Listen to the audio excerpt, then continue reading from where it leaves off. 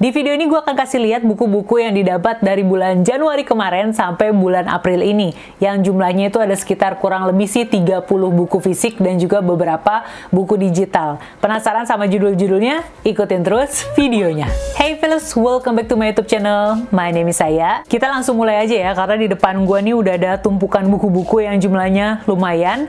Ini nanti akan gue kategoriin jadi beberapa kelompok. Yang pertama adalah kelompok buku-buku yang dikirimkan dari penerbit. Ini ada yang pertama dari penerbit Renebook, mengirimkan buku ini, Huga dan juga Lagom. Huga ini adalah sebuah frasa yang berasal dari negara-negara Skandinavia sana, yang artinya itu adalah menggambarkan perasaan yang muncul ketika kita merasa cukup gitu, ketika kita merasa nyaman dengan sekeliling kita. Sementara kalau Lagom ini adalah cara hidup bahagia yang menyenangkan, simple dan pas ala orang Swedia. Kedua negara ini kan sempat dinobatkan sebagai salah satu negara paling bahagia. Nah, di buku ini kamu akan menemukan rahasia penduduknya, kenapa mereka bisa bahagia gitu ya, dan bagaimana kita bisa menerapkannya dalam kehidupan sehari-hari. Dalamnya menarik, dihiasi dengan foto-foto cantik dari penulisnya. Kalau yang Huga ini dia nuansanya pink gitu, baby pink, sementara kalau yang Lagom nuansanya warna biru muda gitu. Cakep ya. Kemudian ada ini Ikigai. Kalau yang ini adalah rahasia hidup bahagia dan panjang umur ala orang Jepang. Kalau tadi ala orang-orang Eropa ya, Denmark dan juga Swedia. Nah, ini kita belajar dari sesama penduduk Asia, yaitu Jepang. Nah, untuk lebih jelasnya, lebih detailnya bagaimana prinsip Ikigai itu sesungguhnya dan bagaimana bisa Ikigai mendatangkan kebahagiaan dan juga panjang umur, kamu bisa baca di buku yang ini, Ikigai, ditulis oleh Hector Garcia dan Francesca Miralles. Ini versi terjemahan yang diterbitin oleh penerbit Renebook. Kemudian untuk kedua buku ini adalah rahasia hidup santai tapi produktif.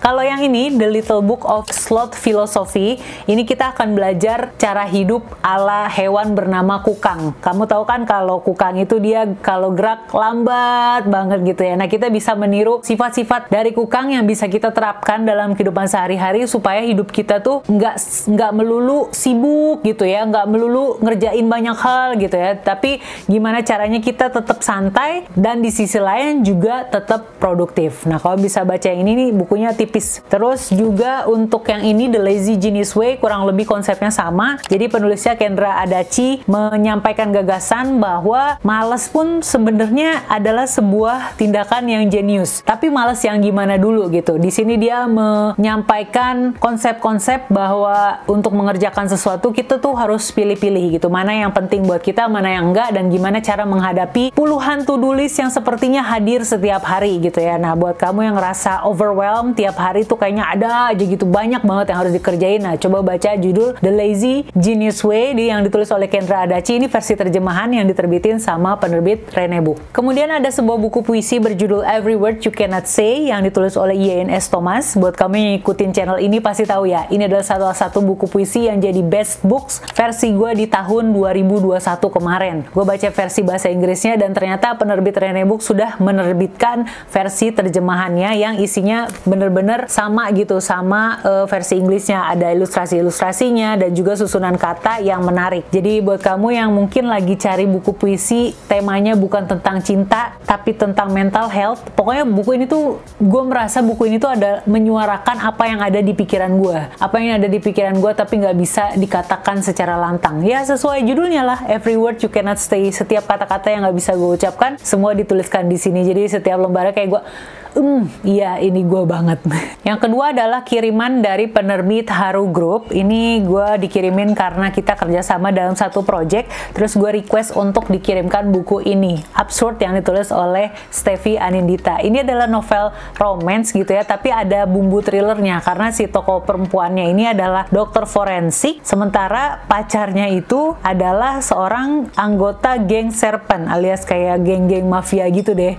Ini dari lama, dari sejak terbit gue pengen baca tapi belum kesampaian. Nah, ini udah punya bukunya, jadi harusnya segera dibaca. Kemudian dari penerbit Haru juga mengirimkan ini, buku lelah, karena judulnya panjang jadi suka disingkat jadi buku lelah gitu ya. Judulnya tuh Aku Bukannya Menyerah, Hanya Sedang Lelah, yang ditulis oleh Gul Bawo gitu. Ini sebuah buku esai. Ini hype banget di Twitter gitu ya, viral banget. Jadi gue kayak lama-lama penasaran. Padahal pas terbit gue kayak oke, itu buku esai seperti buku-buku lainnya yang udah gue baca. Tapi karena hype-nya itu gue jadi jadi apa sih sebenarnya isinya gitu kan. Nah makanya ini gue dikirimin. Sama satu lagi adalah buku self help berjudul Bukan Maksudku Tak Menghargai Diri, yang ditulis oleh Jun Mik Young, penulis Korea juga ya. Jadi setelah gue baca blurb di belakangnya, ini tuh adalah buku yang akan mengupas tuntas konsep self esteem dan tips untuk meningkatkannya berdasarkan ilmu psikologi. Jadi buat kamu yang kadang suka rendah diri gitu ya, melihat keberhasilan orang lain, mungkin akan cocok untuk baca ini. Masih kategori buku-buku kiriman, yang ini dikirimin dari Periplus karena waktu itu kita kerjasama juga dalam satu project, dan gue minta dikirimin ini, request judulnya Nine Lives karyanya Peter Swanson. Ini dikirimnya kan Februari ya, yang mana ini tuh belum terbit harusnya. Ini baru terbit di bulan Maret, 3 Maret 2022 gitu. Gue pikir wah asik nih ya, dapat ARC alias Advanced Reader Copy, tapi sampai bulan April pun belum sempat dibaca. Yang pasti Peter Swanson adalah salah satu penulis favorit gue ya kan, dan ini adalah karya terbarunya, jadi gak sabar sebenarnya pengen baca. Kemudian ada juga ini dia Blackout yang ditulis oleh beberapa penulis seperti Tiffany D. Jackson, Angie Thomas, Ashley Woodfolk, Nicola Yoon, Nick Stone, dan Doniel Clayton. Kata yang udah baca, ini tuh ceritanya tuh sambung menyambung gitu loh. Jadi ini tuh satu cerita tapi ditulisnya oleh beberapa author. Jadi penulisnya tuh harus menyambung cerita dari penulis sebelumnya. Menarik kan ya? Dan ini tentang sebuah peristiwa mati lampu gitu di Amerika sana. Gue lupa nama daerahnya apa. Ya udah, buat yang penasaran bisa cek di Goodreads nih sinopsisnya ya. Selanjutnya gue juga dikirimin ini dia Under the Whispering Door yang ditulis oleh TJ Klune. Kalau ini adalah novel nggak pure fantasy sih, setahu gue ini magical realism. Judul pertama dari TJ Klune yang berjudul The House at the Cerulean Sea itu juga lumayan viral gitu ya, banyak yang suka, banyak yang nge-hype. Terus diikuti dengan buku ini juga jadi lumayan nge-hype juga gitu, dan kata yang udah baca sih bagus, tapi ya gue belum baca sih jadi belum bisa memberikan penilaian. Kemudian gue juga dikirimkan sebuah buku dari penulisnya langsung, yaitu Putih Puar, karena kemarin ini bukunya baru banget di launching, dirilis ya. Judulnya Empowered Me, Mother Empowers, Ibu Berdaya Dimulai Dari Diri Sendiri. Ini buku yang bagus dibaca buat perempuan. Gue udah bicarain buku ini di video yang ini nih, sama review lengkapnya juga udah gue posting di Instagram, jadi kalau kamu penasaran bisa cek di situ. Kemudian selanjutnya yang ini gue dikirimin dari beberapa all shop. Yang pertama ada ini dia Pesta Bunuh Diri yang ditulis oleh Daniel Ahmad. Kalau kamu ngikutin channel ini juga pasti tahu ya, Daniel Ahmad ini adalah salah satu penulis horor yang gue suka karyanya. Gue udah baca Midnight Hospital dan juga Midnight Restaurant, dan ini ada judul baru tapi kayaknya nggak masuk dunianya Midnight itu gitu. Dan ini sebuah trilogi, katanya sih berencana bakal jadiin trilogi. Dan kalau lihat apa ya teaser di Instagramnya Mas Daniel, kayaknya ada unsur klinik dan juga pesugihannya gitu. Nah ini gue dikirimin dari all shop bernama Just Tip ala Classy, yang lumayan udah sering gue sebut juga ya di beberapa video book haul. Kalau kamu pengen belanja buku yang harganya relatif lebih murah, bisa cek Shopee-nya Just Tip ala Classy. Linknya gue taruh di kolom deskripsi bawah. Kemudian satu lagi gue dikirimin dari all shop bernama Garasi Buku. Kalau Garasi Buku ini dia menerima pre-order buku-buku dari Book Depository, Waterstones, dan juga Amazon ya kalau nggak salah. Pokoknya website luar negeri. Jadi kalau kamu yang nanyain, Kak, kapan buka Just Tip Book Depot lagi? Nah, mohon maaf gue belum bisa buka Just Tip Book Depot. Jadi kamu mungkin bisa cek ke Instagramnya garasi.buku untuk tanya-tanya gimana caranya buat ikutan Just Tip. Tapi mereka juga jual buku-buku yang ready stock. Nah, kalau ini gue waktu itu ikutan PO-nya di tanggal 24 Maret, terus nyampe di tanggal 6 April. Pas banget hari ulang tahun gue, jadi berasa kayak dapet kado gitu kan. Ini adalah buku karyanya Riley Sager, Home Before Dark, yang juga banyak direkomendasiin oleh para pecinta thriller. Jadi ya udah, ini emang most anticipated banget sih, pengen banget gue baca judul satu ini. Ngomongin tentang kado ulang tahun, ini adalah beberapa buku yang dikirimin oleh sesama teman pembaca gitu ya, yang juga adalah member tetap dari Sofa Literasi. Jadi selalu hadir di setiap diskusi-diskusi buku yang diadain oleh akun Sofa Literasi. Dan karena gue bersyukur banget, terima kasih banyak guys, mereka nggak mau disebutin namanya, jadi gue kasih lihat bukunya aja ya. Yang pertama ada Long Bright River yang ditulis oleh Liz Moore. Ini adalah novel thriller dan berkaitan dengan orang hilang. Itu aja yang gue tahu. Salah satu booktuber favorit gue, booktuber luar, juga bilang kalau ini adalah salah satu judul favorit dia gitu ya, bagus. Jadi ya gue penasaran sih, makanya pas dikirimin ini terima kasih banyak. Kemudian ada ini The Maidens yang ditulis oleh Alex Michaelides. Ini ini adalah penulis The Silent Patient ya. Gue suka banget sama The Silent Patient. Plot twistnya tuh nggak nyangka banget dijadiin kayak gitu. Nah, makanya penasaran sebenarnya sama judul kedua yang dia tulis, yaitu The Maidens ini.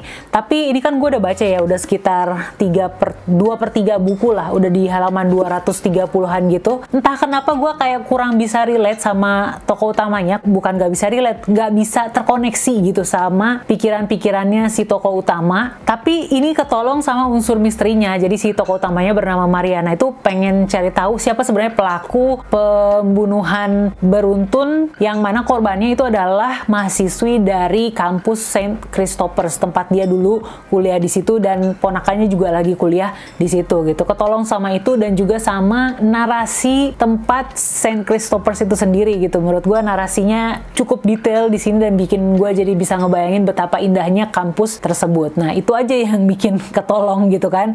Mungkin nanti di plot twistnya akan terjelaskan kenapa sikapnya Mariana seperti itu. Nggak tahu juga, nanti mungkin gue akan bikin video review khususnya. Tungguin ya. Satu lagi itu ada ini dia, Rock Paper Scissors, yang ditulis oleh Alice Finney. Alice Finney ini yang nulis Sometimes I Lie, novel thriller yang udah pernah gue bahas juga di channel ini. Ada versi terjemahannya. Itu gue juga suka, plot twistnya beneran gak nyangka. Dan setelah dia nulis Sometimes I Lie, itu sebenarnya ada judul-judul lain gitu yang terbit. Tapi gak ada judul yang dapet review sebagus yang Rock Paper Scissors ini. Makanya ini gue juga penasaran.